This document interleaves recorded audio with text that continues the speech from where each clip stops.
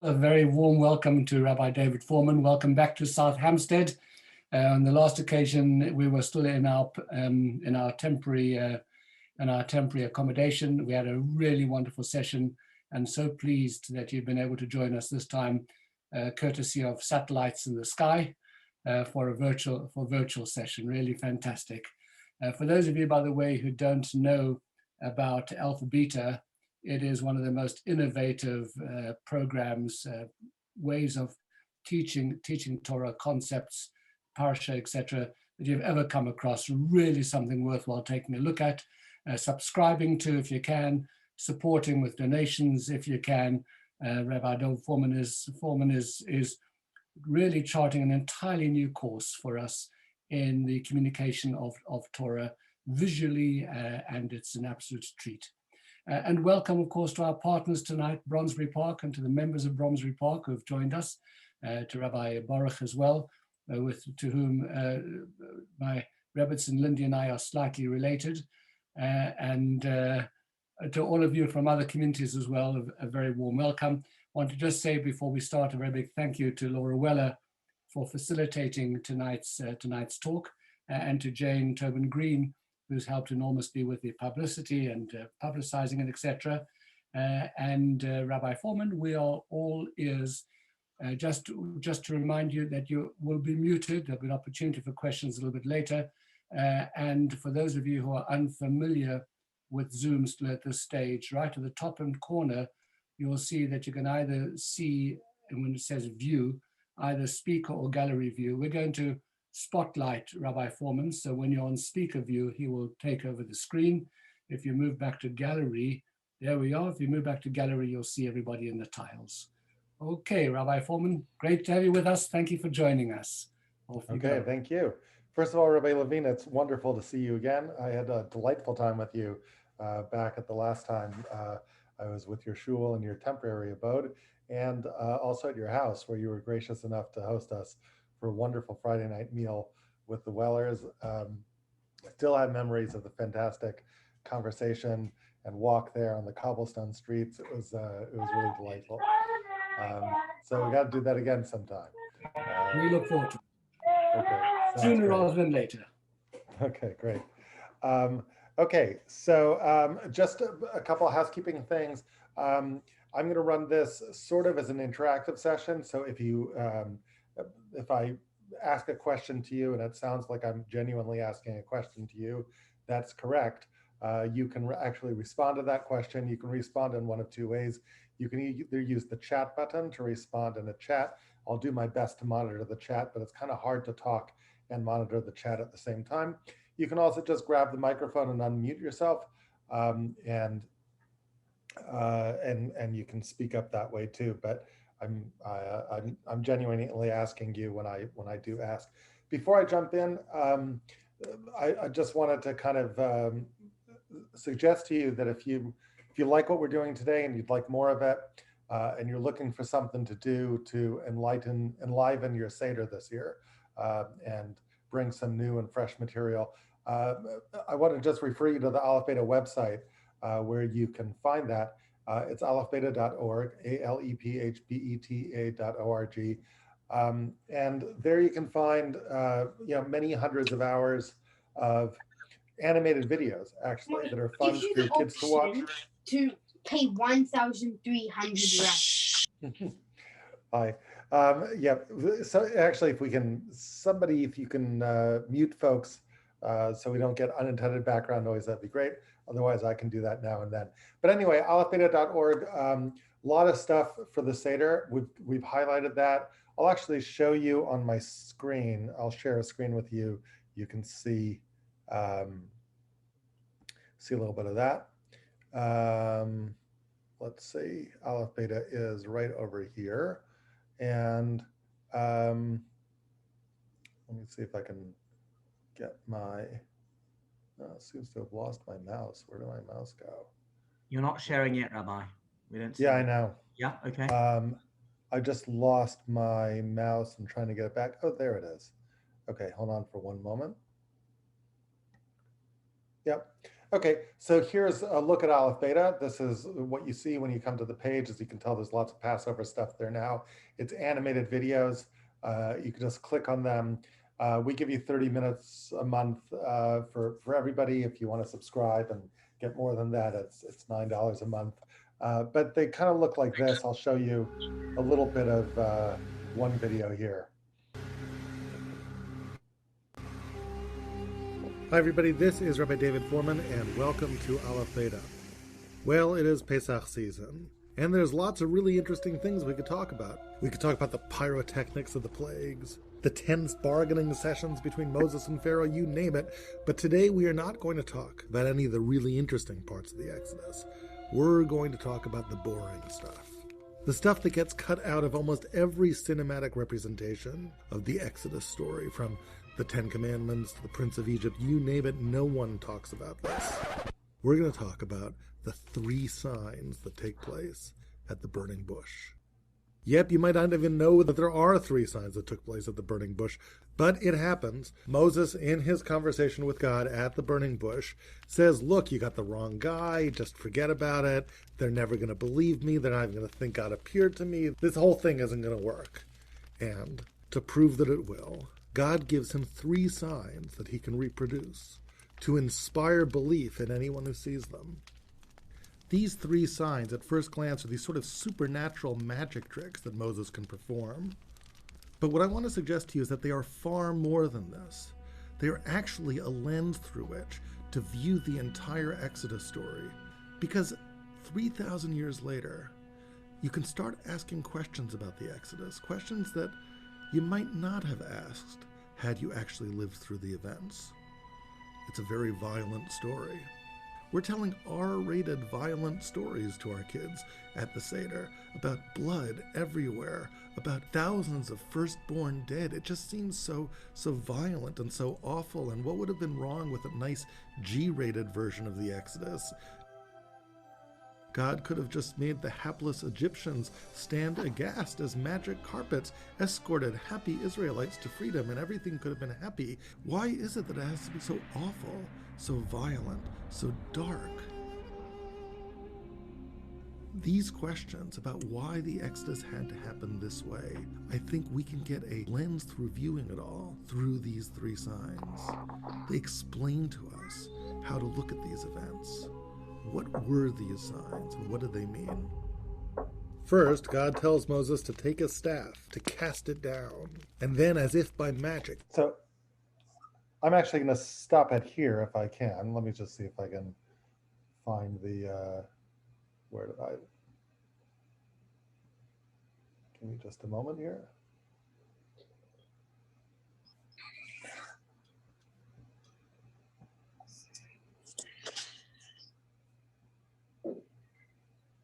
There we go.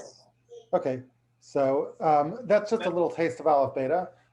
It is, again, a website where you can see, many of these kinds of videos. That's one that deals with the 3 signs of the Exodus and kind of the sort of hidden underlying meaning of those signs. So feel free to take a look at that video or any of the others. An easy way to get to the site is ab.video. If alephbeta.org confuses anybody, ab.video will get you there also. So let me jump in with you and share with you some new material that I've been working on. It's a piece that I began working on a couple years ago, and every year since then have been adding some pieces to. But let me give you a little taste of it here tonight. What I want to talk with you about this evening is sort of the story behind the story of the search for Chametz. The search for Chametz is one of those, kind of fun parts of Pesach. The cleaning the house before the search for Chametz is not one of the fun parts for Pesach. But when everyone gathers around together for a ceremonial search for those breadcrumbs, it's jolly, it's wonderful. It evokes a feeling of sense of tradition and custom. And I want to talk to you about what I think a little bit of a deeper meaning of the search for Chametz, as illuminated by first the Mishnah, then the Talmud, and then the biblical text that I think underlies it all.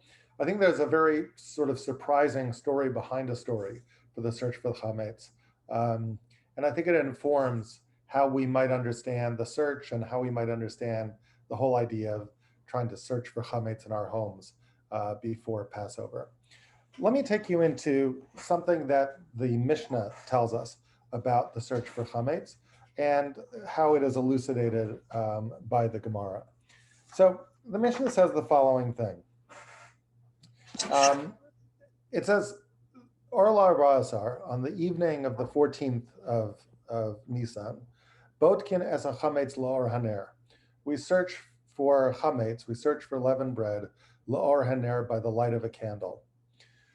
And interestingly, the Gemara is puzzled by this. And the Gemara is curious about the notion that we're supposed to search for chametz by the light of a candle. Now recall, the Gemara was written many thousands of years ago, long before there were flashlights, right? It wasn't that the Gemara was concerned that you were not using a flashlight, you were using a candle, but still the Gemara was wondering, is there any meaning that we're supposed to search for chametz by candlelight? And the Gemara gives an explanation. I'm going to read to you the explanation, but I just want to say at the outset that the explanation that the Gemara gives, at first glance, does not seem like much of an explanation. It seems like a very convoluted set of ideas that obfuscate more than they explain. And what I want to do with you tonight is try to figure out why the Gemara's explanation for the candlelight search is not mere obfuscation, but is actually hinting to us or telling us in just a few pithy words what the story of Chametz is all about. But in order to see that, we have to see why it's confusing. So let me ask you to indulge me for 30 seconds while I proceed to temporarily confuse you. All right, here is the Gemara's confusing answer as to why we search for Chametz by candlelight. The Gemara says, well, the reason why we do that is because it's a tale of three verses. Okay, here's verse number 1. Verse number 1 talks about Chametz and says, So'or lo yimatzeh bevatechem, that when it comes to Chametz, sourdough or leaven, lo yimatzeh, should not be found in your houses. Now, the word in Hebrew for found there is the Hebrew word yimatzeh. Yimatzeh is a very strange, it's not a very strange, but it's an unusual conjugation in Hebrew. For those of you who know something about Hebrew grammar, you'll know that Hebrew grammar, that yimatzeh is a strange sort of passive version of the, is a strange passive version of the Hebrew matzah, right? Sourdough should not be found in your house. All right, so that's verse number 1. Here's verse number 2. The Gemara says that not only does it say that sourdough or leaven should not be found in your house, but it turns out that there's another verse elsewhere in the Torah that also talks about finding, using the very same unusual conjugation of the word find, yimatzeh. And that verse is all the way back in the book of Genesis. That verse appears in one of the stories of the Torah. It is the verse that says, Vayimatzeh hagavia b'amtachat binyamin, and the silver goblet was found in the sack of Benjamin. Now, this seemingly has nothing to do with the search for Chametz or anything like that, but it is another time where the word yimatzeh, found, is used. And the Gemara makes a comparison between these verses. The verse that says, So'or lo yimatzeh, leaven shouldn't be found, and the verse that says that the silver goblet was found in the sack of Benjamin. And that, of course, is a reference to one of the climactic moments of the Joseph story. In the Joseph story, Joseph is down in Egypt. His brothers come to visit him. They don't know it's Joseph. Joseph sends them back and says, you can't see me again unless you show up with Benjamin. They finally show up with Benjamin, and then Joseph starts acting strangely, which is something we're going to discuss together this evening. the strange actions of Joseph. But one of the strange things Joseph does is he engages in a very elaborate ruse, which seems to have as its aim to frame, to lie, basically, and to frame the brothers and to make it seem as if Benjamin, this other child of Rachel, has actually stolen the king's goblet, silver goblet. And Benjamin's going to get arrested on these trumped up charges. And so the Gemara cites that verse and says, here's another time where the word yimatzeh is used, other than when it's used for the search for Chametz. So that's verse number 2. And now we get to verse number 3, right? This whole Gemara seems almost like a Rube Goldberg contraption. I don't know if you guys know about Rube Goldberg out there and across the pond in London, but right? But it's these very strange mousetrap kind of contraptions.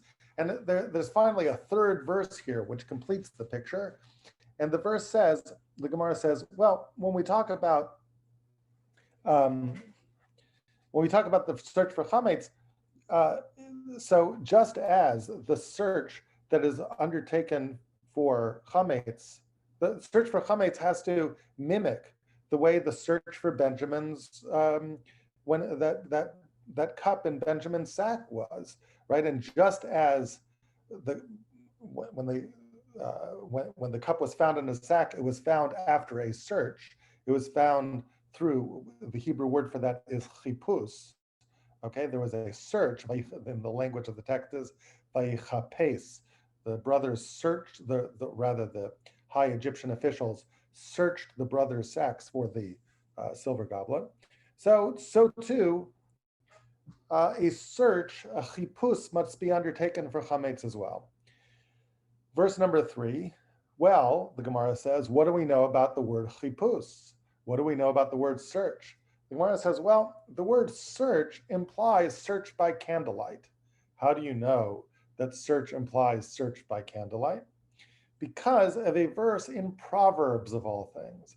A verse in Proverbs says, in Mishlei Chaf, Proverbs 20, Ner Hashem, the candle of God, Nishmat Adam, is the soul of man, Chofes kol chadrei baten. It searches all the innards of one's insides, all the innards of one's stomach. One more time, Ner Hashem, Nishmat Adam, the candle of God is the soul of man. Chofes, there's that word chofes for search, searches. No. You go away, then you do it. See if we can mute you guys all again. You're getting rowdy over there. Ner Hashem nishmat adam chofes kol chadrei baten. A candle of God is the soul of man. It searches all the insides of one's stomach, and hence we associate searching chofes with a ner, with candlelight, and that, boys and girls, is how we know that a search for Chametz has to be undertaken by candlelight. Did you guys get all that? You got all that? Makes perfect sense to you now. Now you know why you use candlelight, right? It makes no sense, right? It seems like the most convoluted series of connections that you could ever imagine. Why do I need candlelight for my search for Chametz? Oh, because when I'm searching for Chametz, it's kind of like searching for that cup in Benjamin's sack, because it was the same word for search. And whenever you use that word for search, that's with candlelight, because I see that word for search in Hebrew, chofes, used with reference to a candle in Proverbs. So I guess it has to be with candlelight. It's like if anybody came to me with that kind of convoluted logic, I would say, maybe academia is not for you. Maybe you should, find another profession. I mean, it just doesn't sound like a logical sequence. It's just it's almost preposterous. So what I want to discuss with you tonight is what is going on in this seemingly preposterous thing. The rabbis weren't crazy. The rabbis were telling you something, but like a lot of things the rabbis say, they hinted to you with a wink and a nod towards the deeper themes that are underneath the calm ocean of your tradition. And if you want, you could just go searching with the candle and do your thing and not look at it too deeply. But if you want to look at it deeply, they're giving you in this statement, in this strange statement, the tools to begin to dig and to begin deeply, to begin to search deeply. into the larger meaning of not just why we use candles for the search for chametz, but indeed what we're doing at all when we search for chametz and what its larger meaning is. And that's what I want to explore with you tonight. So let me begin with sort of the third and final verse of this strange trio of verses, the verse in Proverbs. The verse in Proverbs is strange because supposedly, according to the rabbis, that's the verse that comes and tells us, you definitely need a candle, because how do we know that chipus, searching, is associated with candlelight? The verse in Proverbs shows us that searching is connected to candlelight. How so? Ner Hashem nishmat adam chafes kol chadrei baten. A candle of God is the soul of man. It searches all the insides of one's stomach. But the strange thing about that is when you actually start thinking about it, even the verse in Proverbs is not actually talking about a candle, is it? No, there's no actual candle there, right? Think about what that verse is saying. The verse is actually making an analogy, making a simile. It's saying, Ner Hashem nishmat Adam, the soul of God is Ner Hashem, a candle of God is the soul of man. We're not talking about an actual physical candle. We're making an analogy to the soul of man. A candle of God is the soul of man. It searches all the insides of one's stomach. So it's really strange, because after all of this, we're not even talking about an actual candle in our source for the idea that we have to take a candle and search by candlelight. So it really is quite strange. So let's actually stop for a moment and look at this third verse. And let me begin by asking you, in plain English, what do you think that verse in Proverbs means? The verse in Proverbs is a proverb, right? If you translated the proverb into plain English, what would you say the point of the proverb is? Let's say the proverb one more time. Ner Hashem nishmat Adam, chofes kol chadrei baten. A candle of God is the soul of man. It searches the insides of one's stomach. Anyone want to take a stab at that? What would you say that proverb means?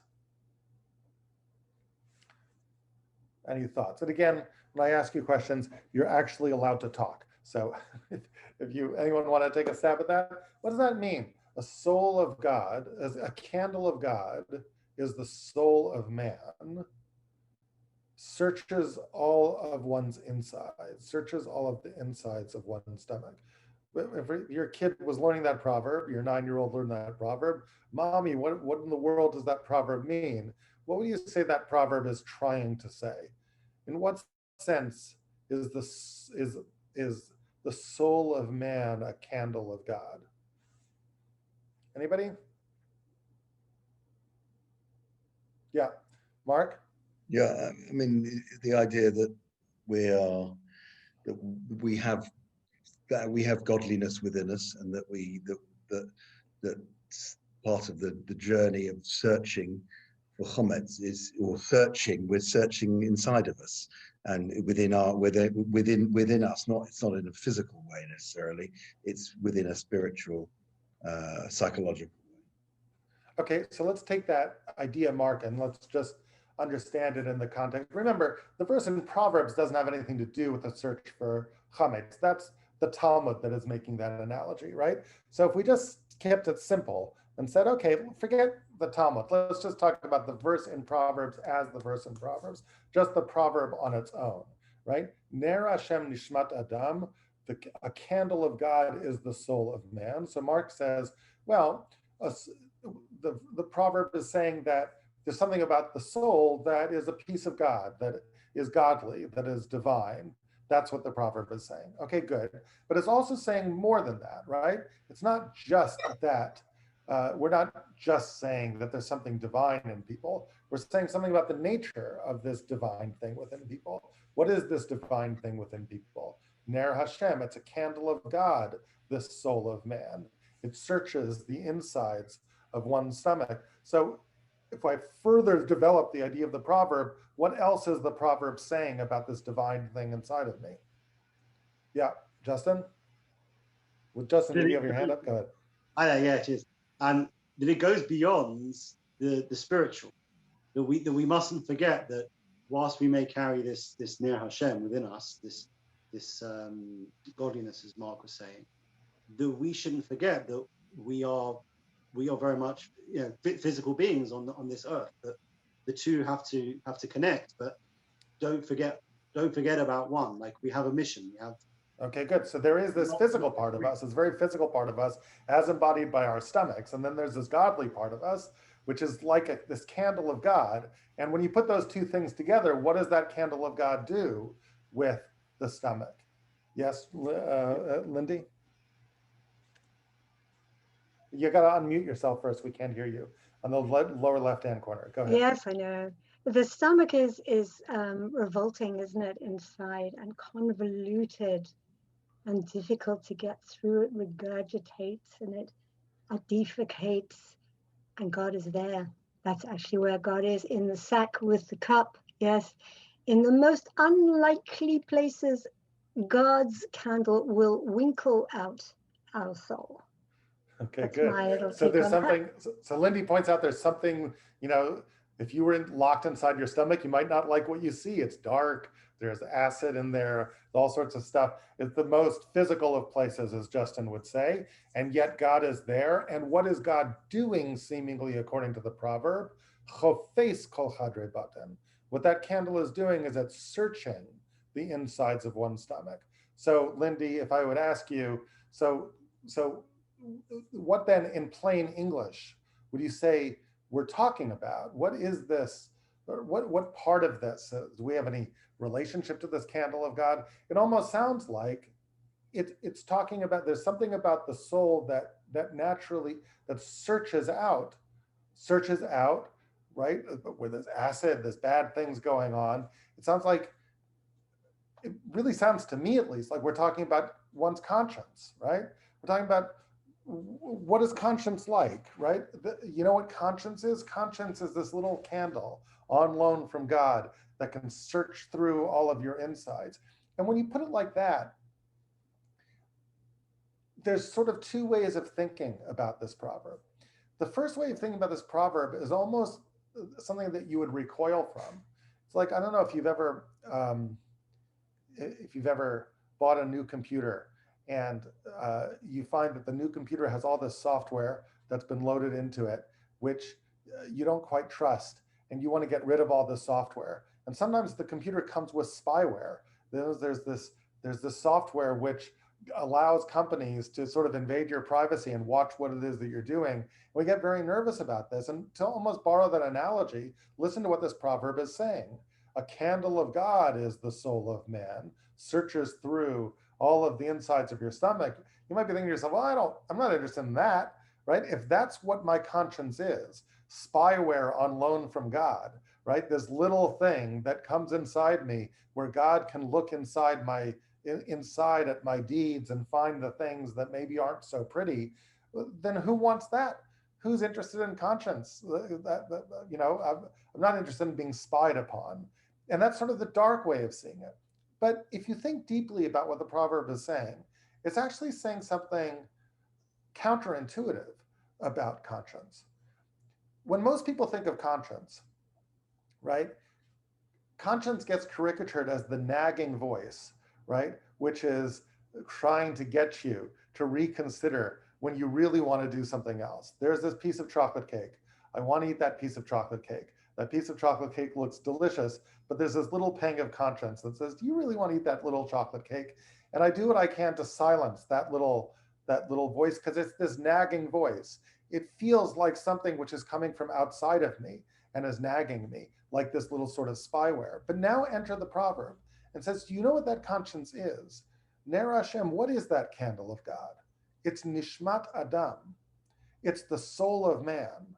Now that's very interesting.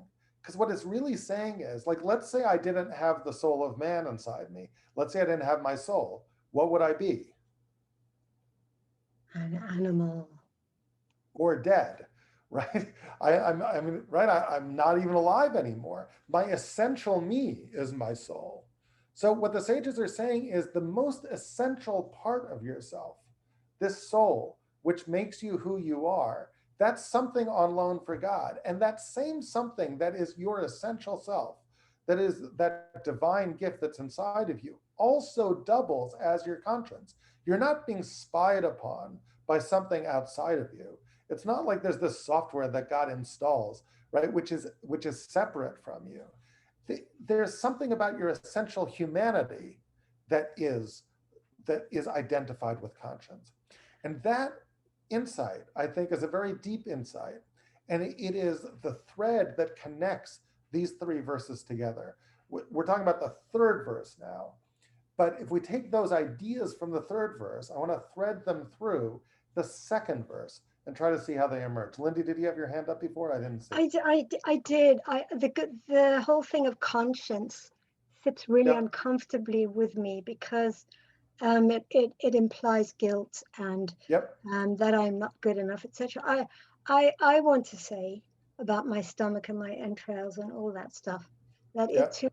it too is part of my Nishmat Hashem. This too is part of my candle, guys. Mhm. It's not only the nice bits, it's the Yep. chach bits, I don't want it to be conscience. I want my godly awareness to be present even in my guts. That's really what the conscience thing, spyware thing makes me separate from God. Yes. It's creepy. Right.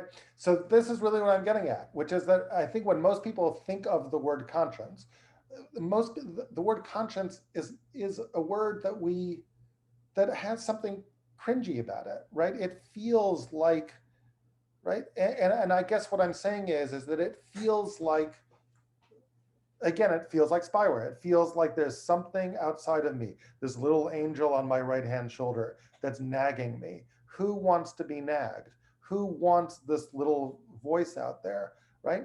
And I guess the question is, right, what would it mean to see, and we don't have to talk about conscience, we could say conscience as moral sense, right? But what does it mean to identify one's moral sense with the most human part of you? And as Lindy says, right, the most human part of you also has those dark parts of you. How does all that go together? So let me take you into a dive into the Joseph story, which is the second verse that the sages start talking to us about, the climax of this Joseph story, the moment when Benjamin is framed, and speak about something where there's guilt. I mean, that's a strange sort of guilt-ridden moment in the Joseph story as well, isn't it? I mean, you've got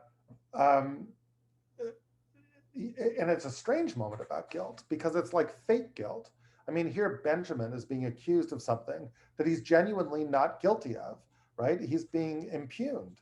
He's not guilty of anything. There's this silver cup that's found among his baggage, and it's not really true. And speaking of guilt, if there's anything going wrong in this story, it might be Joseph. Like, who does Joseph think he is? What's he doing framing his brothers this way?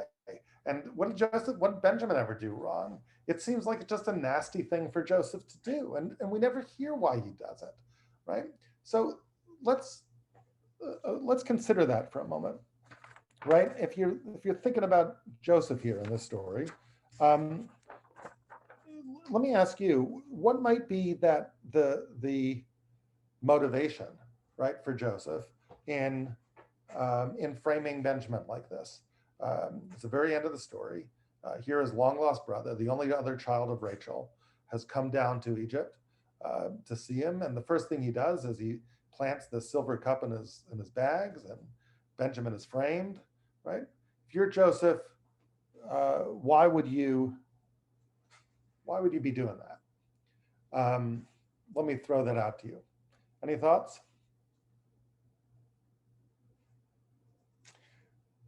So one possibility is that Joseph is testing the brothers. This is something that the commentators suggest. There was a time when Joseph was a child of Rachel and was sold into slavery by the other brothers, and he's sort of testing them to see what will they do a second time if another child of Rachel is similarly threatened with slavery. And that's one way to read the story.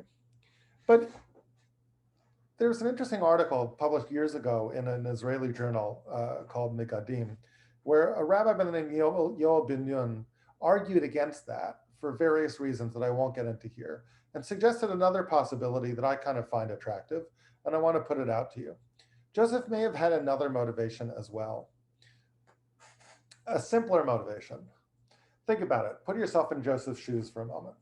Here you are, you haven't seen your brothers for many years, and they threw you in a pit one day, and 9.5 years later, you've risen to become the second most powerful man in the civilized world. You're in charge of all of the grain stores of Egypt during times of famine. And who drops by but your brothers, and they don't recognize you, and you recognize them, right? But as you count them, you notice that one is missing. And the one that's missing just happens to be the only other child of Rachel. And that's all you know. You know, here are your brothers, but one of them is missing.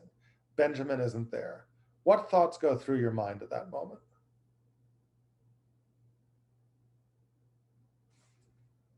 What do you say, guys? That they've killed him too. What have they done to him? I know what they did to me. What have they done to him? You think, oh my gosh, what has life been like for poor Benjamin this whole time, right?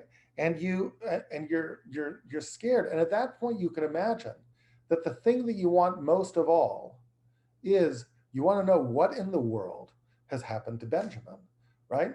So at that point, you can imagine that you're willing to lie, cheat, and steal to see Benjamin again. You're willing to do anything, whatever it takes to see Benjamin again.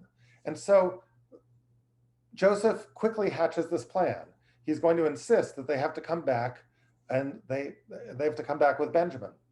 And now let's imagine the brothers come back and you finally see Benjamin, but you still don't know what the story is, right? And you're thinking, what kind of torture has Benjamin gone through this whole time? Now put yourself in Joseph's shoes again and ask yourself, why do you think you might frame Benjamin now, right? Why might you frame Benjamin? If you're worried about Benjamin, why might you frame him? Now think about what happens. He frames Benjamin, and then Judah steps up and says, oh my goodness, let us all be your slaves. And Joseph is like, no, I don't need you all as my slaves. I'm actually just going to take the thief as my slave, and you all can go home back to your father. Now let's stop for a moment. If you're Joseph, what might you be thinking when you say, I don't need you all as my slaves. The only one as I need as my slave is Benjamin, and you can all go home to your father. If I'm Joseph, here's what I'm thinking. Hey, I think I might have gotten kicked out of the family here. I get that. But I think that my other brother might have gotten kicked out of the family too. I don't know what's going on with Benjamin, what sort of terrible torture he's gone through. I haven't even got a chance to talk with him. I have an idea. Why don't all you guys go home? I'll keep Benjamin here with me. We'll set up the Confederate States of Rachel on the other side of the Nile. We'll send you all home and we'll call it a day. And I'll be a God-fearing Jew in Egypt with my brother Benjamin. I don't need you guys. You can all go home. And that's his plan. This is Rabbi Yoel ben Nun's theory. It's a very interesting theory, and it almost works. Judah makes an impassioned speech that gets Joseph to reveal himself, which we'll talk about for a moment. Okay, let's say we basically buy Rabbi Yoel ben Nun's plan. What if that was Joseph's motivation? I just want to see Benjamin again. I'm willing to lie, cheat, and steal. It was an Entebbe raid. He was doing what he could to get Benjamin and to keep him and to rescue Benjamin from the clutches of these other brothers. Fine. The next question I have for you is, okay, but it's a very elaborate plan that he hatches. He just happens to send his silver goblet, right, into the sack of Benjamin. And if we could just be a little bit more granular about this, let me just ask you, is there any meaning in the fact that he particularly sent silver, right? And a silver goblet, and he used that as the instrument of framing his brothers? Why would he send silver of all things, right?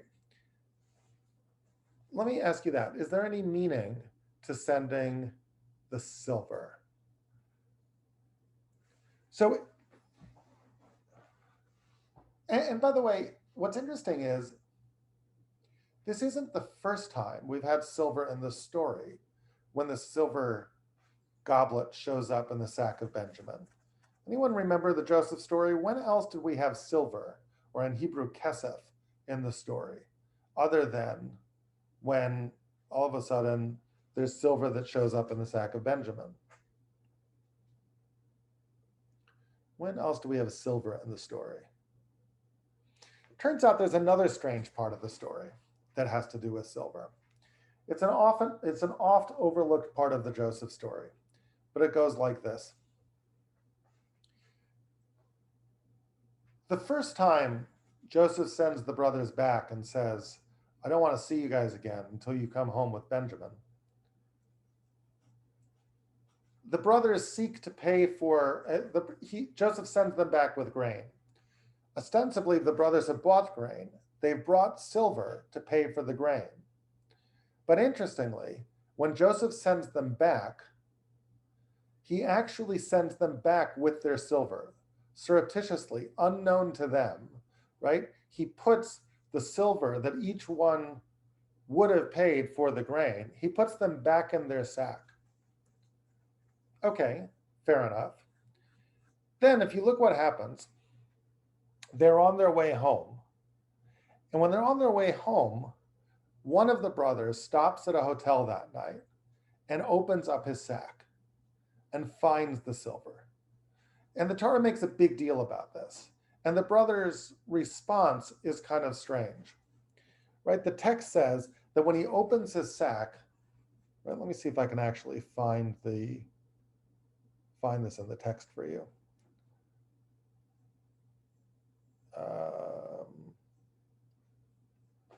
This would be around Genesis 42-ish.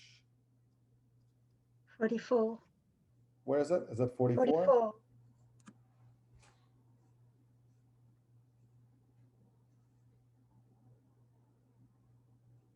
No, the part I'm talking about is a little bit earlier. It's 42:25. Let me share my screen. I'll show this to you. So Joseph specifically says here in verse 25, he tells his people to return each person's silver into their sacks. Okay, so they do. Now look what happens in verse 27, 42:27, right over here. So one of the brothers goes to at the inn that night, opens up his sack to give some grain to his donkey, vayar et kaspo, and he sees his money there, and he says to his brothers, Hushav kaspi, my money's back. It's right in my sack. Vayetze libam, vayichardu ish alachiv, and they tremble and they say, Ma zot asa Elohim lanu. What in the world has God done to us? Now, pardon me, but that seems to me like just a bit of an overreaction, right? Let me tell you why. Imagine you went shopping, right, at the kosher grocery store in Golders Green one day, right? And there you are, and you're counting, and you come home, you're in your car, and you're counting your change, right? And you notice that the cashier has actually given you more money than they should have in change. As you count your pounds, right? You notice that there's 2 pounds more in coins than there should have been. Now, do you say, oh, that's strange, I guess the cashier made a mistake, and you go back to the Golders Green and you return the cashier and no big deal? Or do you sit in your car trembling and you say to yourself, what in the world has the Lord done to me? I have 2 extra pounds in my hands, right? Not many of us would tremble. We wouldn't see that way, but the Torah goes out of its way to talk about this tremendous impact. People are trembling. And then it continues, right? They actually come home and they tell their father about what happened. And then when they tell their father about what happened, look at verse 35. Turns out that all the brothers open their sacks. And what do they all find? They're emptying their sacks. And lo and behold, they all have their own bundles of money, right? They thought they paid it, but it was all there.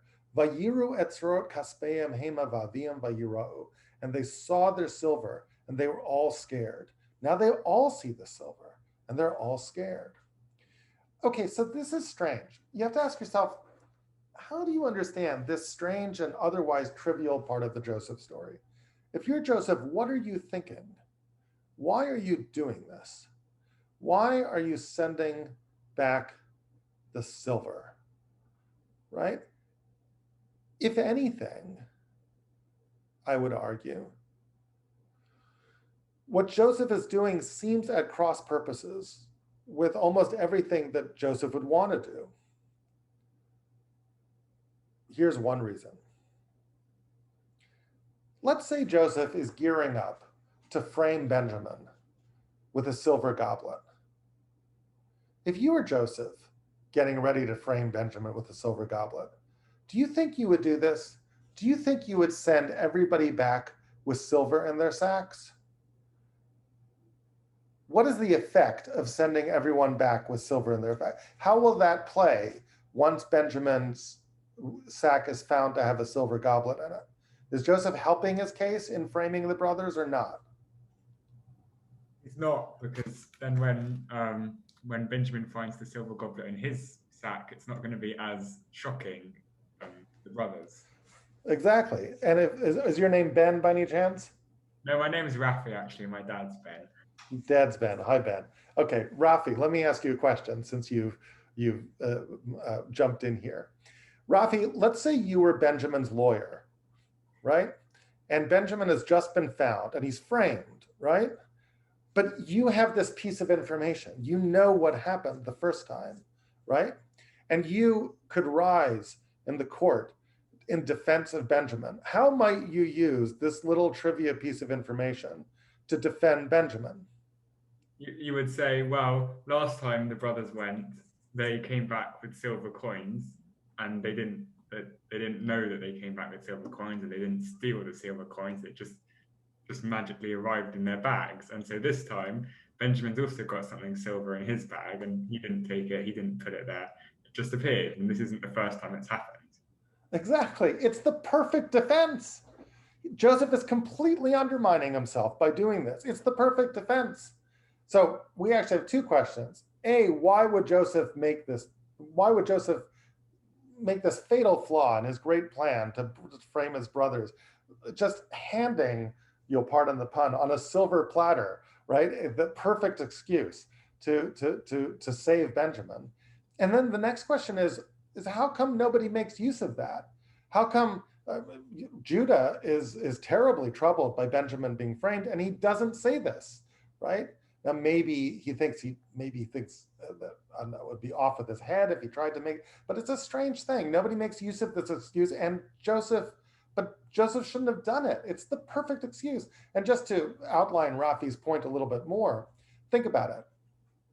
If I was the lawyer, Rafi, what I would say is, okay, let's say Benjamin, pilfered that silver goblet. That only explains one of 12 mysteries, right?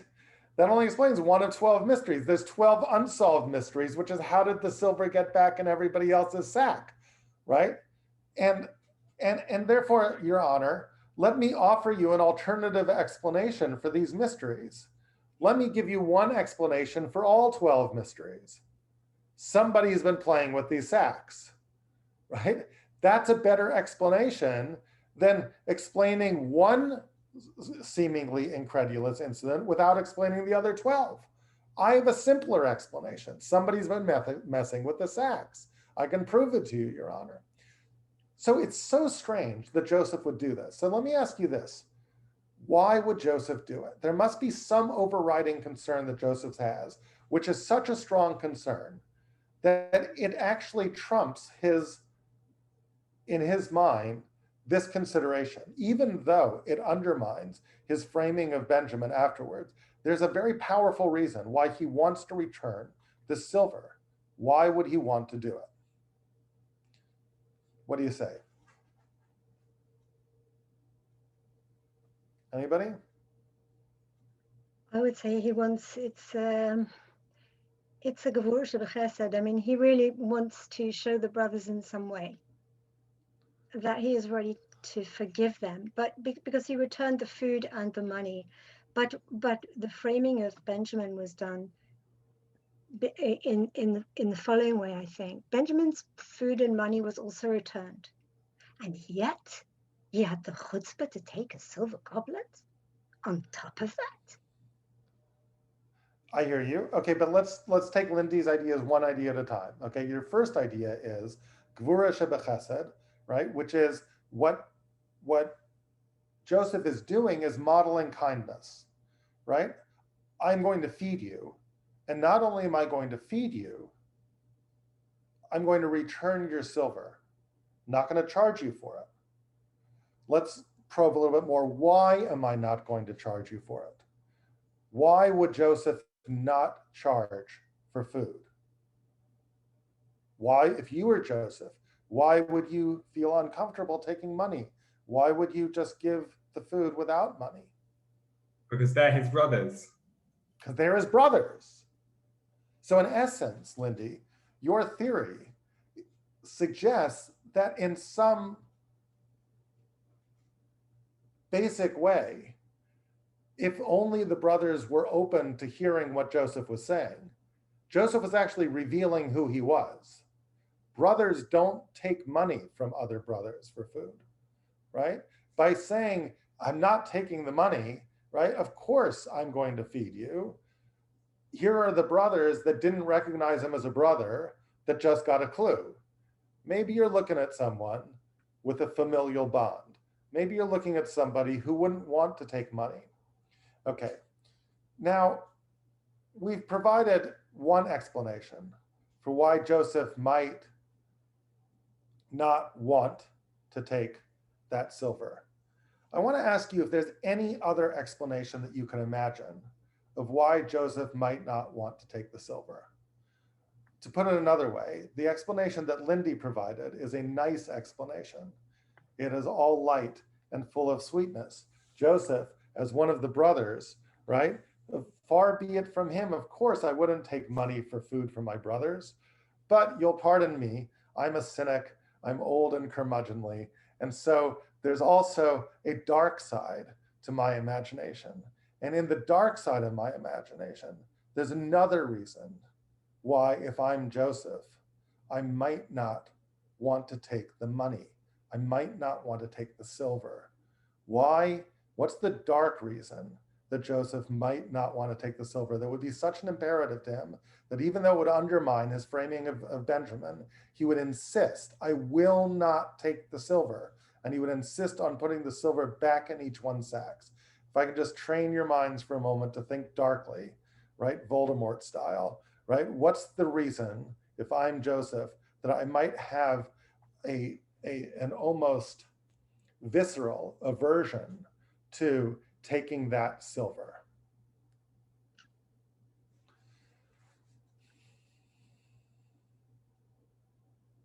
Turns out that there was another silver in the story.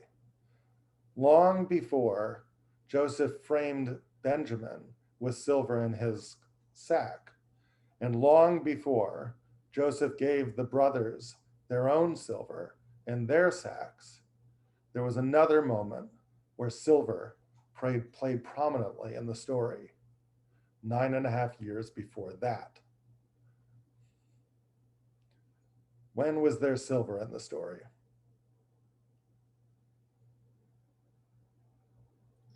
When Joseph was sold into slavery. When Joseph was sold into slavery, he was sold for 20 pieces of silver. Now, do you understand why Joseph might not want to take the silver? Right? If you're Joseph and you remember that when you were sold for 20 pieces of silver, what would you be saying to yourself and why you're not going to take silver, these guys' silver? Why not? It's blood money, right? The silver, how come you guys have all this silver? Where did you get that silver? You got silver because of me. I'm not taking your silver, right? That's my silver. Money is fungible. Any silver that comes to you, it reminds me of the money that was taken from me. Could that be possible? Is that one of the reasons, right? Which of these explanations is correct? Is it the light side explanation or is it the dark side explanation? I want to suggest to you that it might be both. If the light side is true, the dark side is also true. And I want to try to prove it to you. Here's how I can prove it to you, I think, or begin to prove it to you. Look at the moment when the brothers open their sacks and they find that silver. All the brothers open their sacks and they're in front of their father and they find that silver. I'm going to share my screen one more time with you and show you that moment. 42:35. Vayihi hem merikim sakehem, v'hine ish tzura kaspo b'sako, vayiru et tzurot kaspeim hema vavim vayiro. They were emptying their sacks, and each one had silver inside their sack. Now think about that moment of the sale of Joseph for a moment. If we're right, that the silver reminds Joseph of the silver for which he was sold, what else about this verse that I just read you reminds you of that moment of the sale of Joseph 9.5 years ago? Vayihi hem merikim sakehem. They were all emptying their sacks, and the silver was at the bottom of the sack. Let me ask you something. What does a sack look like? And what does that remind you of a prominent feature of events 9.5 years ago when Joseph was sold? That's right. Gary says, to me in a direct message, not to you, where was Joseph put when he was sold? Inside a big pit. What does a pit look like? It looks like a big sack. So here's this sack, and Joseph was sold for this silver. But you say, oh, that's strange. I mean, that's a coincidence that there was this big sack and it looks just like a pit and there was silver in both cases. But is it really a coincidence? They're emptying their sacks. What do we remember about that pit? The Torah doesn't tell us much about that pit, but it tells us something about that pit. One unusual and interesting quality of the pit. What does it tell us about the pit? There's no water in it. There's no water in it. And in Hebrew, there's a word for that. The word for empty, habor rake, ein bo mayim. The bore, the pit was rake. Look at 42:35 one more time. Vayihi hem, where was that? Merikim sakehem. And they were emptying their sacks. Isn't that an interesting word? The Torah uses that same word for empty, such as that when they empty their sacks, it's just like the empty pit. Two big things that look like sacks that are empty, all save for this silver that represents Joseph at the bottom of it. It's almost like Joseph, at that moment, when they emptied all their sacks, was recreating the moment of his sale.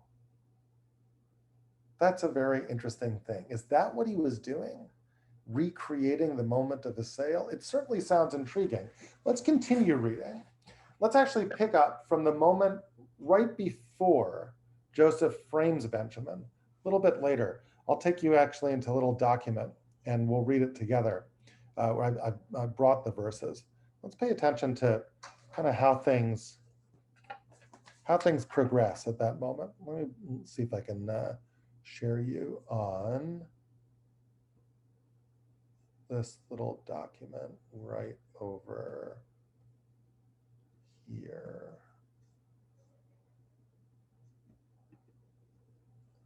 My computer's freezing. Give me 1 minute to share this with you.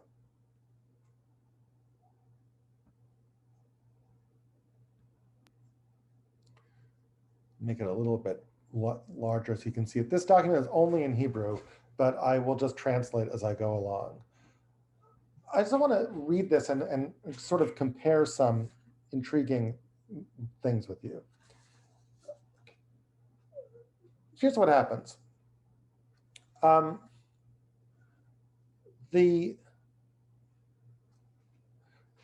Vayachinu et mincha. I'm right over here. Actually, I didn't. There's one other verse which I should have put in here. Let me see if I can find it for you here.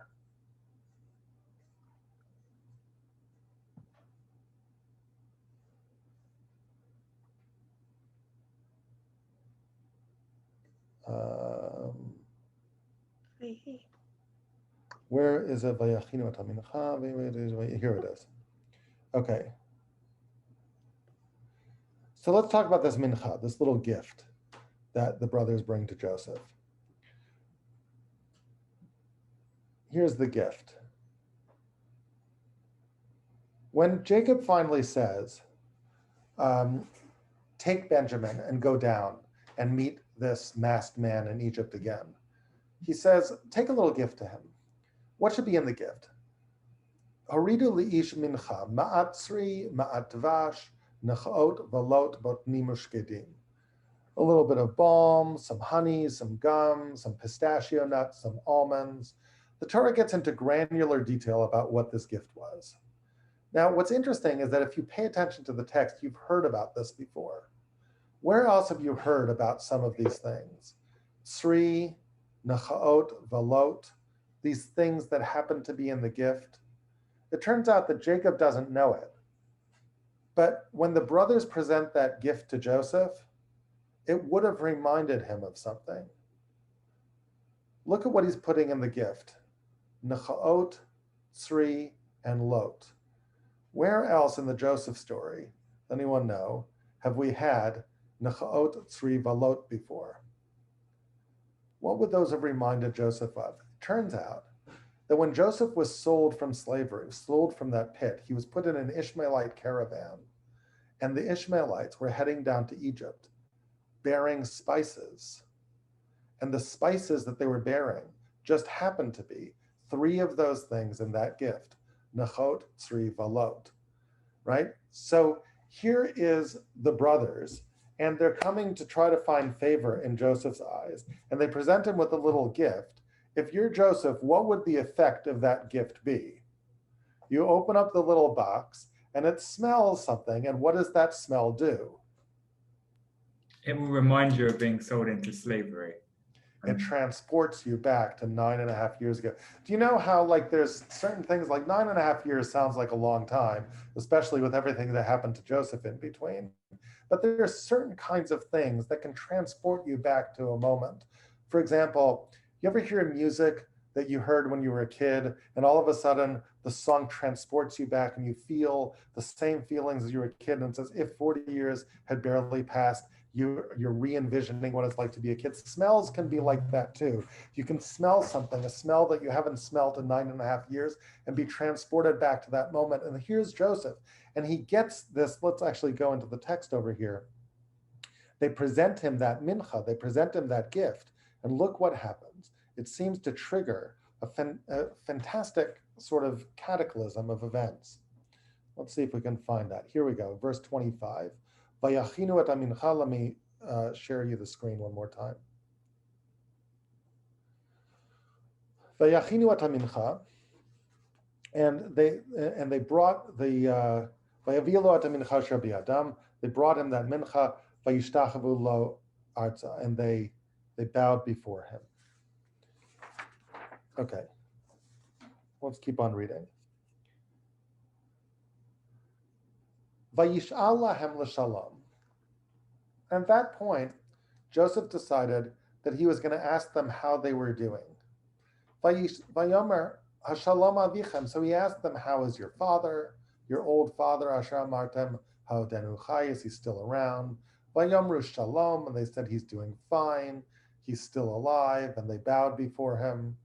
Why is the Torah making a big deal about this small talk? Why do you think, of all things, Joseph would ask them how they're doing? Well, let me ask you this. If the incense reminds him of events of 9.5 years ago, was asking about shalom part of the events of 9.5 years ago? When Jacob sent Joseph to check on his brothers, he sent Joseph with a mission, a trivial mission. Does anyone remember what the mission was? Goodness. He says, "Re'eh et shlom achecha v'et shlom atzon." Check on the welfare of your brothers. Check on the shalom of your brothers. And it's almost like here Joseph, 9.5 years later, opens up this box of spices, this gift, takes one whiff and is transported back to 9.5 years ago, and something occurs to him. His father sent him on a mission to ask how his brothers were doing, and he never got a chance to ask. What better time to complete a long-delayed mission but now, right? And so he asks them, and he says to them, so guys, how you all doing? How's dad? It's almost like he's undertaking that mission from long ago. So he asks them, and they answer them. But look at the next thing that happens. Vayisa einav vayar et Binyamin. And he opens up his eyes, he lifts up his eyes, and he sees Benjamin. This phrase, Vayisa einav vayar, does that remind you of anything? I'm going to share my screen with you again. This phrase over here, Vayisa einav vayar, does that remind you of anything that happened 9.5 years ago? Turns out that also reminds you of something back at the pit. Because back at the pit, when the brothers decided to sell him, Vayis'u einehem vayiru, they lifted up their eyes and they saw the orchot gemalim, they saw the camels. And it's at that moment of the camels of the Ishmaelite traders, and at that moment that Judah gets this idea to have compassion upon Joseph. Let's not kill him by leaving him there in the pit. We can sell him. We don't have to kill him. Vayis'u einehem vayiru. And that evokes it. It's almost as if the whole story is happening again. And just as long ago, 9.5 years ago, Vayis'u einehem vayiru, lifting up their eyes, signaled this moment when the brothers might find compassion in their hearts, right? To not do away with Joseph. This is a moment where Joseph might find compassion in his heart and not do away with his brothers. It's a moment where he sees Benjamin. And when he sees Benjamin, he says, Hazeh achicha makaton, is this your little brother? And he says, let God grant chaim to you. Vayimaher Yosef, and Yosef goes, ki nichmru rachamav elachav, because he felt such compassion towards his brothers. Just like 9.5 years ago, it was a moment of compassion the brothers had for him. And you get the sense that maybe things are going to come to an ending. Maybe Joseph is just going to reveal himself. Maybe he just has compassion on his brothers. But something happens to make him stop in his tracks, to stop the compassion. Something stops the compassion. Look at verse 31. Vayirchatz panav, he washes his face. Vayitapak, and he holds himself back. Vayomer simu lachem, and he says, let the bread be placed. Let the bread be placed. Let's eat bread. And the meal is on. And the group breaks into three. And there's bread here, and there's bread there, and there's bread then, because no one would eat with each other. Everyone is isolated. What does eating bread remind you of 9.5 years ago? Did anyone eat bread 9.5 years ago at the pit? Anybody? After they dumped him, they went off to eat. It would have been the last words that Joseph would have heard in that pit. Come, let's have a picnic. Yep. Let's go eat lunch. Let's eat bread. Fascinating. Let's go eat bread. Why would the brothers have done that? Why does the Torah bother telling us about let's go eat bread? Why would you eat bread? Could you eat after such a thing? I mean, it's like, and you go far away, seemingly, right? What does the bread do for you? If you can say, let's go have a picnic, right? Just stop for a moment. Let me just ask you this question. If you're the brothers, right? Hey, let's go have a picnic. Let's go eat bread. Tell me, stop. Psychologically, why would you say that?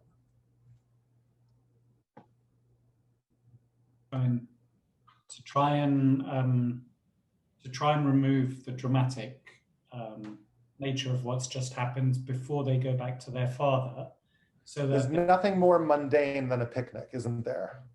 If we can say to ourselves that we're having a picnic, what is that? What message am I broadcasting to myself and my group? that not, that it wasn't that serious what's happened. We can now have fun. No big deal. All in a day's work. But of course, it's the biggest of deals. Your brother's screaming in a pit, right? But if I can say I'm eating bread, it's my way of tamping down any sense that something might be wrong. I can pretend this is all normal. Now, not only that, but I can distract myself by eating, right? And with the two of those, I go off to my picnic. And suddenly here is Joseph, 9.5 years later, with thoughts of compassion that says, no, let's eat bread together. Let's eat bread. But how are we gonna eat bread? Well, I'll be here and you'll be over there. Just like 9.5 years ago when I was in the pit and you guys were over there eating your bread, right? And then what happens? Vayisam Masaot, verse 34. Let me bring this into the screen for you here. Vayisam Masaot me'ipnei aleim. Strange. Joseph was like casting portions of bread to them, but the word for portions is a strange word. The word is masaot, right? A word that also borrows from 9.5 years ago. Masaot literally is a burden. It's the word from the Ishmaelite caravan, the camels. The camels were nosim, nechotzri velot. They were carrying these burdens, and it's almost like that trip down to Egypt is being recreated, the trip that accompanied the brothers eating that picnic. And at this point, something interesting happens. Vayishtu, vayishkaru imo. So what was, we know the menu there was bread on the menu. And now we learned something else, bread and beer. We hear that the brothers ate and they drank, seemingly beer, with Joseph. Sounds like they got a little drunk. I mean, that's the sense of the text. Vayishkaru in Hebrew doesn't just mean to drink, it means to become intoxicated. They all became a little drunk. Now that's really fascinating because the very next story is the story of the framing of Benjamin. Very next words are Vayitzavas asher al beito, and then immediately afterwards, Joseph commanded his head henchmen and said, fill all of their sacks up with ochel, with food. Kasher yuchlun said as much as they can carry, v'sim kasafish, and put silver back in each one sack. And again, silver in each one sack, not just the silver goblet. And then it says, and put the silver goblet in Benjamin's sack. He's doing it again. Silver in the sacks, along with food. What food? Seemingly the doggy bags from the meal, the food that was left over from the meal. There was all this food at this meal, and what was served at the meal? Bread. Fill everybody's sack with bread, and they give them bread that to eat on the way, and there's bread from the meal together with silver. And by the way, isn't it interesting? Joseph's a little bit drunk when he does that, because Joseph's actually about to do something kind of nasty. He's about to frame his brother. Now, let me ask you something, right? When you drink, why the brothers are having a party with Joseph, right? The brothers are having his party with Joseph. Why do people drink at parties? Why do teenagers drink at parties, right? I mean, sometimes we drink because to allow us to lose our inhibitions, right? But what's interesting is that sometimes you plan to drink. It's almost like Joseph planned to drink because he was about to do something that he wouldn't do in his right mind. He was about to cross some boundaries. He was about to do something daring and a little bit edgy, framing his brother, right? His loving brother, accusing him. And he's drinking. But let me ask you something else. What would you say is the common denominator about the two foods that we know were at the meal? Beer and bread. Beer and bread. Yeast. Yeah. Yeast. The common denominator, boys and girls, is chametz. Welcome to the search for Chametz in the Torah, just like the Talmud says. You want to know where the first search for Chametz is, right? Here, Joseph was intoxicating himself so that he would be able to do something that he would never do, just like the brothers 9.5 years ago ate bread, another form of yeast, so that they could fill their bellies with food with this leaven stuff that somehow distracts them and lets them do something that they would never do, which is sell their brothers. Chametz is that which allows us to confuse our moral sense and allows us to get distracted. And Joseph is somehow replaying this, where he is getting distracted so that he can do something malign, all while recreating a moment from 9.5 years ago. So now there's brothers' sacks full of bread, and then they empty each one sack, looking for the silver at the bottom of the sack. Joseph was sold for silver. And finally, Vayimatzeh, it was found in Benjamin's sack. But that word found is a loaded word, because that recalls something from 9.5 years also. 9.5 years ago too. When the brothers came to their father, they came to him with a bloody coat. And what did they say when they presented that bloody coat to their father? They said, "This we found, Zot Matzanu." But that was a bit of a lie. They didn't really find it. They produced that as their alibi. They made it all up. But in saying "this we found," the implications of that lie is that we were searching everywhere for Joseph and we couldn't find him. This is all we found. This is all our search turned up.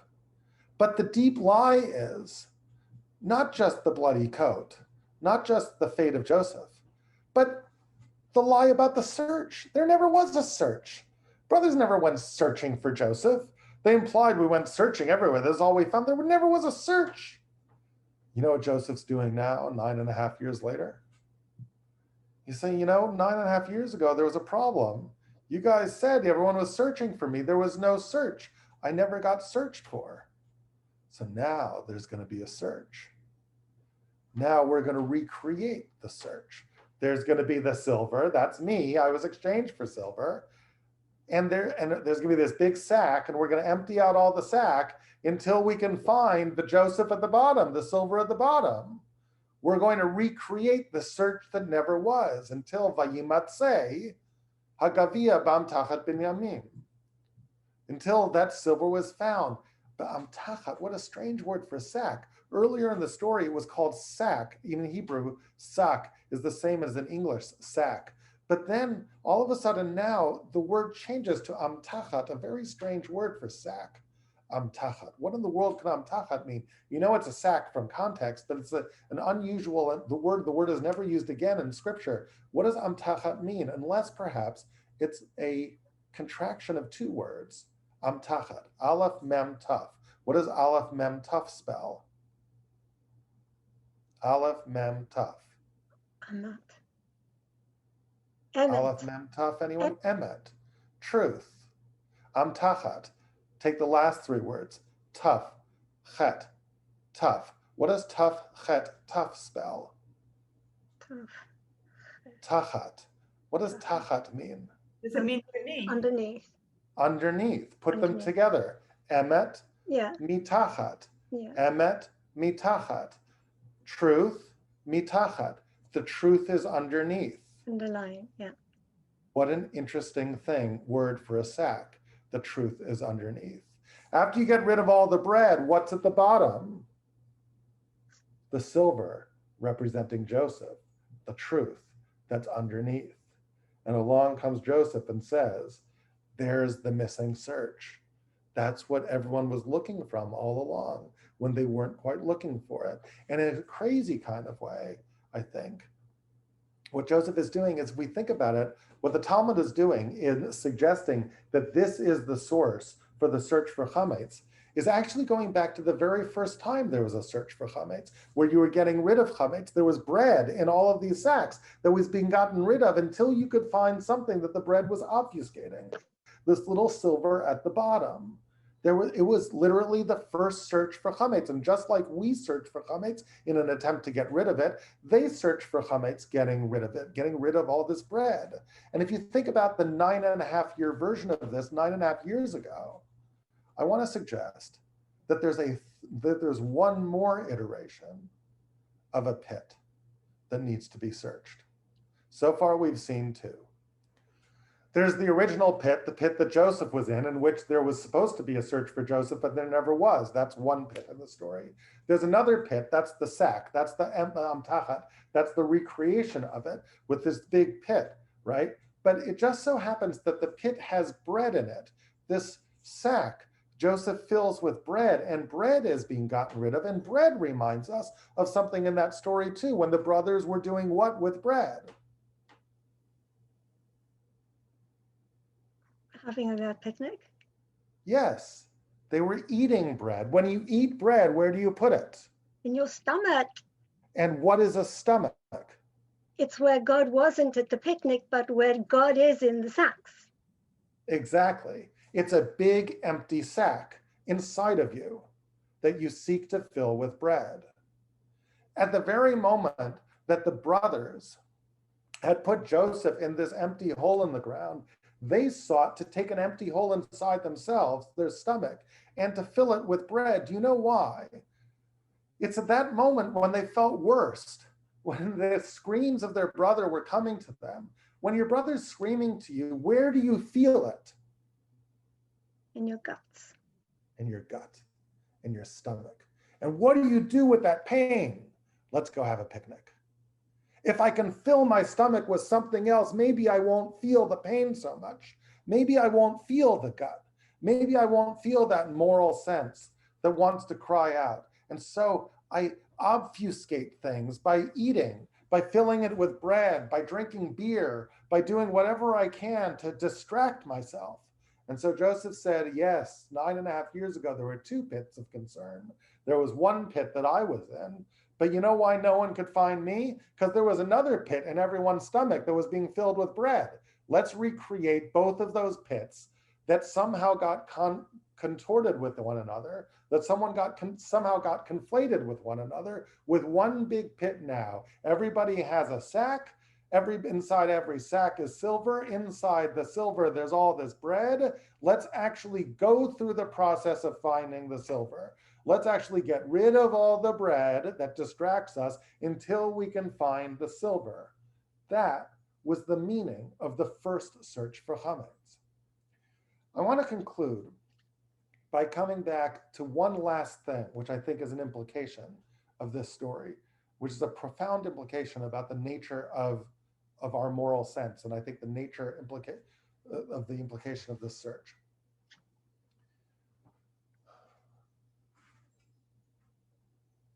Judah responds. And his response is something that Joseph never counts on. It's a response that's so powerful that it gets Joseph to reveal himself. Again, according to our understanding of the text, the way you and I have talked about it, Joseph may well have been just interested in hanging out with Benjamin in Egypt for the rest of his life, never revealing himself to his brothers. But Judah stops that. Judah says something that shatters Joseph's plans, that causes Joseph to be unable to withstand keeping up the ruse anymore. What exactly does Judah say? There's something he says that's heroic. And he says something that in a way encapsulates the verse in Proverbs that the sages were talking about when they talk about why we search for chametz by candlelight. Ner Hashem, Nishmat Adam, Chofes Kol Chadrei Baten. A candle of God is the soul of man, searches throughout all of the insides of our stomachs. There's something inside of us that's a soul. The soul is really on loan to us from God, and it's that which searches all the insides of our stomachs. Of course, just because we have something inside of ourselves, our soul, which is godly, which can illuminate the right way and illuminate what's good and what's wrong and what's right inside of us. If we want to, we can get away, we can obfuscate that candle. Like any candle, its light can be shrouded. If the candle illuminates that which is in my stomach, the easiest thing I can do to shroud it is go on a picnic and eat lots of bread. The candle can't see much if I've got lots of bread in my stomach. That's what the brothers did long ago. In a way, symbolically, Joseph is saying, get rid of all the bread so that your soul can do its work. Once you see that, you begin to understand the power of Judah's speech.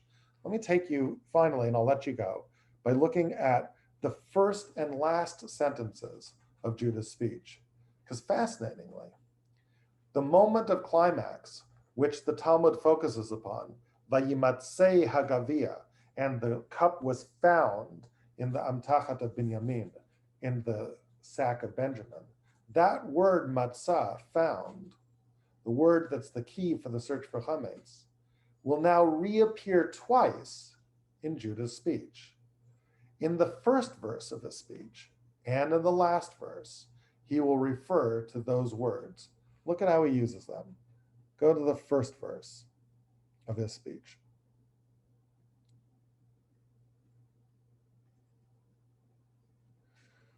Chapter 44:16. I'll share my screen with you.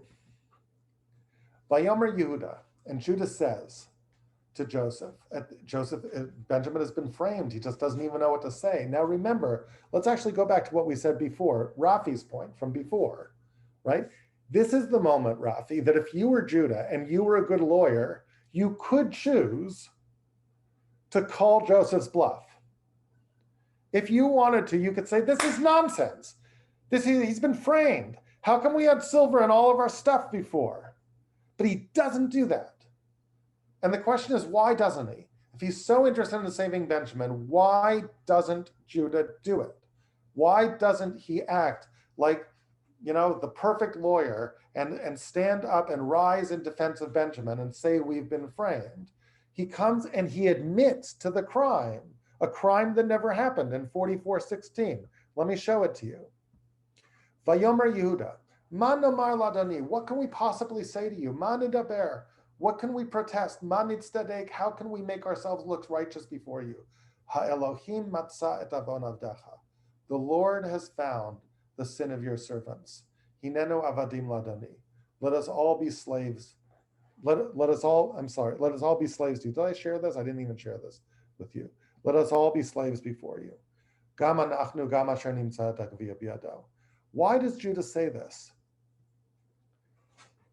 Elohim matzah et avon avdecha. What does he mean when he says Elohim matzah et avon avdecha? The Lord has found your sin, the sin of your servants. You know what I think he means? He's saying something ever so sly. He doesn't say, you found our sin. He says, God found our sin. Why doesn't he say, you found our sin? The answer is, if I thought you found your sin, I could defend myself. I could defend myself by saying, there's no sin. Everybody's sacks were filled with silver. No, God found our sin. How did God found our sin? It sounds like Judah is looking at everything that happened and gets it. He gets it. He understands that the silver somehow represents Joseph. He understands that the sack somehow represents the pit. There was a reason they were all afraid. We asked that story. I asked you that question about if you and Golders Green, if you had those 2 extra pounds in your pocket, you never would be afraid. You just go back and return it, but they were afraid. Why were they afraid? Because there was something about that was happening that was resonating with the events of 9.5 years ago. They didn't even understand at the time, but it felt too eerie. It felt too spooky. And at this point, when he says, Elohim matzah avon avdecha, and he's speaking to someone he doesn't even know it's Joseph, what he's saying to himself is no. If this is what happened, if these events are conspiring to remind me of 9.5 years ago, I don't care what you found, high Egyptian official. I care what God found, right? God found the crime, and that's why I am admitting. And that's why I'm not even going to protest it. I'm guilty before God. In a way, when he says matzat avon avdecha, he doesn't mean what the high Egyptian official thinks it means. He doesn't mean God found the sin of Benjamin in stealing the cup. He's not convinced Benjamin stole the cup. He's talking about another sin entirely. What sin is he talking about when he says God found the sin of your servants? He's talking about the original sin from 9.5 years ago, the sin of throwing Joseph in the pit, that now we're getting all these events that recreate that sale. No, God found that sin. Now, if I wanted to, I could let you go right here and say, well, that's the end of our talk. Very nice. Judah is expressing what's in Proverbs 20, and we can all go home happy. But if I did, there would be one last gnawing question that you all would have, and that I would have as well. And it's this. 1 second, Foreman. Judah's wrong. He's wrong. He doesn't know the truth. He thinks it's all God. He thinks it's God that conspired to make these events happen that remind him so much of events 9.5 years ago. What doesn't Judah know that we know? It wasn't God who did this. Who did it? It was Joseph. It was Joseph who did it. Joseph conspired. It was all a frame-up job. So look how anticlimactic the story is, right? Here at the very end, when Joseph finally reveals himself, Judah is like, oh, wait 1 second, hold on, maybe not, right? Like, does that destroy everything? It can't destroy everything. Is that the moment where Judah's like, okay, 1 second, forget all this religiosity, it wasn't God after all. No, Judah still believes it was God, right? It's such a strange thing. Why does he believe it was, what does he believe it was God? Let's try and understand how, even if it's Joseph making this happen, right? Judah's words still stand. What did he mean when he said, God has found the sin? God has found our sin. I don't think he means God has found our sin because it's too coincidental, all these things that are happening. It's not that, because if it was that, it's destroyed once the coincidence is destroyed. Once it's revealed that Joseph is behind all the coincidences, so then it's not God anymore. That wasn't what Judah meant.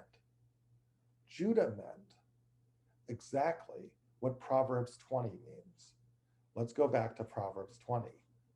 Ner Hashem nishmat Adam. A candle of God is the soul of man. Chofes kol chadrei baten. It searches all the insides of one's stomach. Judah felt that.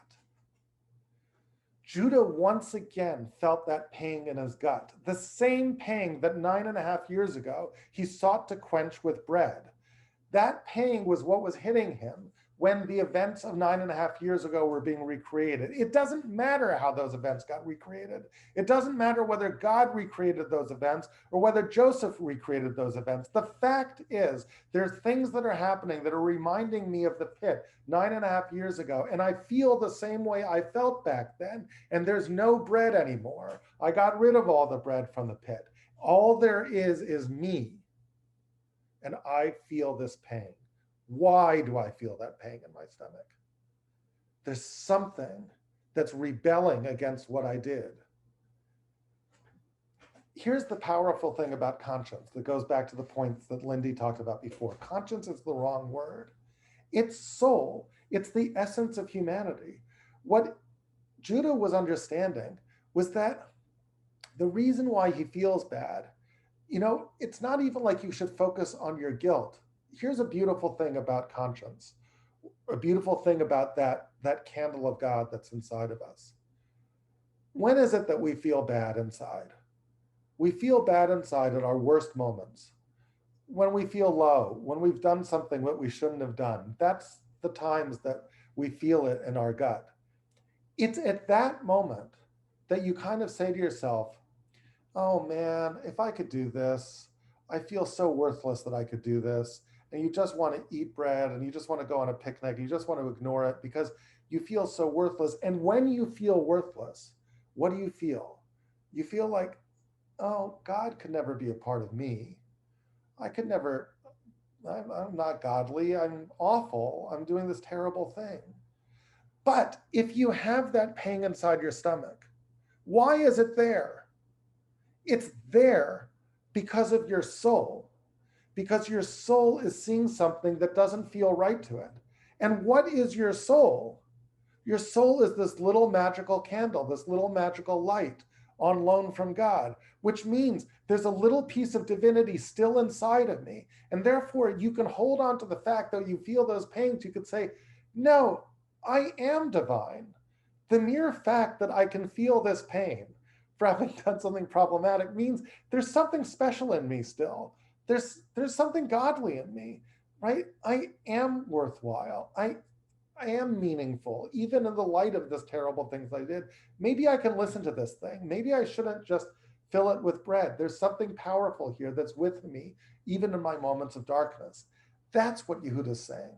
God found it. What do you mean God found it? God didn't find anything. I found it. They're the same things. The little spark of God in me called my conscience.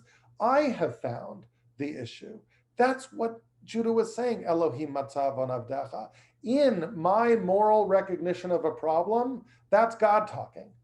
That's the thing I didn't understand 9.5 years ago when I was trying to silence the voice with bread. I didn't understand that that deepest part of me was really something on loan from God, something I should celebrate. I may have shushed that deepest part of me then, but I'm not going to shush it now. Elohim matzat avon avdecha. God has finally found that sin. And then he says something very powerful, and it's in the last line of the speech. Let's look at the last line of the speech. He tells Joseph the whole story. And he says, you know, and he doesn't know it's Joseph. He just thinks it's a high Egyptian official. He tells him the whole story about how Jacob didn't want to send Benjamin because he was so close to Benjamin, but that Judah himself had taken responsibility for him. And he says, you know, now I'm faced with this challenge, which is like, do I go home to my dad without Benjamin? And he says, I don't think I can do that. And here's the last line of his speech. How am I supposed to go home to my father without Benjamin? Pen bara, lest I see the terrible things that befall my father. Bara asher yimtza, there's that word matzah again. Bara asher yimtza etami, lest I see the evil that befalls my father when I come home without Benjamin. You know, there was a time when I couldn't come to grips. What is Judah really saying? He's saying, my father loves Benjamin. He loves Benjamin so much because he's his last remaining child of Rachel. There was a time when I couldn't deal with that father loved children just because they were a child of Rachel. I was a child of Leah, and father loved a child of Rachel more than me, more than us. And I couldn't deal with that. And I put that child in a pit and I allowed him to be sold as a slave. And now there's an opportunity to allow another child of Rachel to be sold as a slave. But that was then and this is now, and I'm not going to allow it to happen again. I think I would rather be the slave myself. There was a time when I allowed the child of a rival mother to be sold as a slave because I couldn't handle the fact that father loved him more. Now he's openly saying, father loves Benjamin more. Nafsho kshuram b'nafsho, he says. His soul is bound up in the soul of Benjamin. And therefore I can't bear to see what happens to my father if I come back without Benjamin. It's like he'll die because he does love Benjamin more. He would want Benjamin back and not me. And that's okay. And I can live with that. So let me be the slave. How could I see the evil that befalls my father? And it's at that moment that Lo Yachal Yosef Litapeg, that Joseph can't hold himself back. What did Joseph see? Joseph saw the moral power of the candle of God inside Judah. That's what he saw. And that power was stronger than anything Joseph could imagine. It upset all of Joseph's carefully laid plans to be the Confederate States with Benjamin. He couldn't do it. The power of Judah's statesman just completely bowled him over. And that's the power of conscience. If you align with your deepest humanity, the deepest humanity, which is that little spark on loan from God, and you listen to that voice and you change around, the power that you have is unimaginable. If you talk about how to win friends and influence people, how to make change in the world, how to make impact in the world, the power that you have when you're speaking from that voice, when you're willing to change course inconveniently and do something morally heroic, that power is just unimaginable. And interestingly, 9.5 years ago was a power that Judah didn't fully appreciate. When he convinced his brothers not to kill Joseph, but to sell him into slavery, that was a moral victory of sorts. But at that moment, Judah clouded that victory. He cloaked what was ultimately a moral argument in profiteering terms. He said to his brothers, "Ma betzakinara gadachinu." What do we gain by killing our brother? We gain nothing. Why don't we sell him? We'll make a little bit of profit, right? But then at the very end, he said something more. He said, because we can't kill him. Ki achinu b'sarenuhu. He is, after all, our very own brother. That was a moral argument right there. But it was a confused argument. It was confused with one other motivation. Profit, we'll get a little bit of money. Why did he throw in the profit part? Because he wasn't sure if his argument for morality could win the day. You know, we can't kill him. He's just our brother. So he thought maybe he'd be better off convincing the brothers, appealing to their pocketbook. But interestingly, the very next words in Genesis are words where the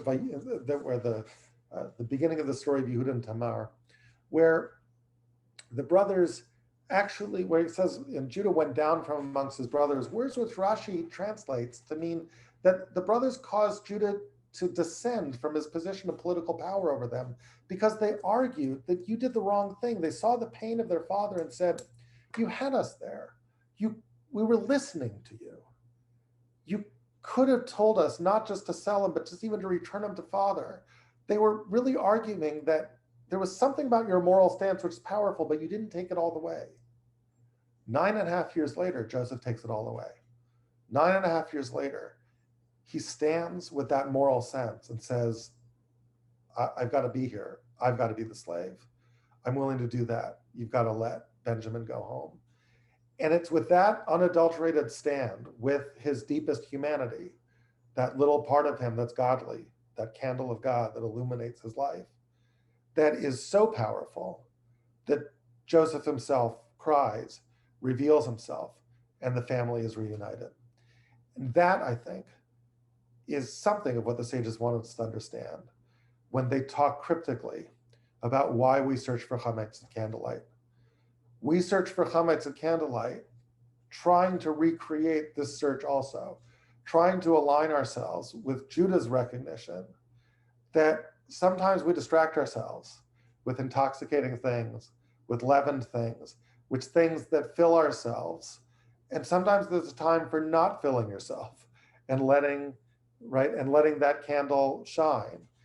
And I think, a week or so from now, when we go searching for Chametz, maybe we can search with a new kind of way, looking for those little crusts of bread that we discard, kind of like that little discarding of all the crusts of bread that distract us and then make us unsure of the real moral argument at the heart of something.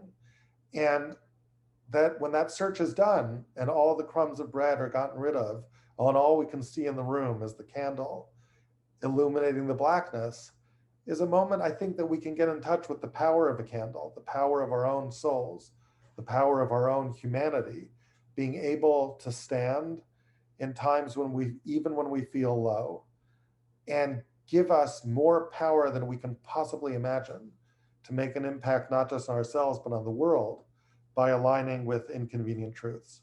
So those are the thoughts I want to leave with you as you go into Pesach. I wish you good Pesach. And again, if you want more of this kind of stuff, there's lots of videos about Pesach and Aleph Beta, ab.video. I invite you to take a look. So I want to thank the rabbi for inviting me to speak virtually to the shul this time.